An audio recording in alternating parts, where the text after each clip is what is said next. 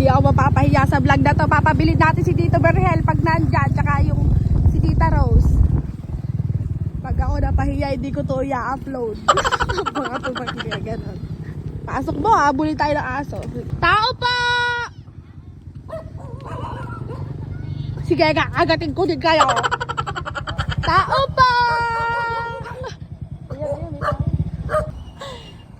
Tita, may bebenta ako sa'yo. Dapat bumili ka. Dinayo pa kita dito, tita, ya. Chicken pastil. Kano yan? 150,000. 450,000? 450,000? 450,000? Asa si Tito Berhel, tita? Nasa bukid. Hindi, magkano nga ba isang ganyan? 150 po. Walang tawad. 149. Dapat ano pala? 149. Hindi mo pinapasok ka lang ganito. Andiyan si Jel, ang ingay. Oo, sa cellphone. Ano tawag dito? French fries. Ay, di ko po alam. Dapat pala na-accept kita, ano? Tsaka sarado po yung pwesto, nag-deliver po kami. Dapat di nabili. Hindi pa, may-ari na po na to. Para sa inyo talaga.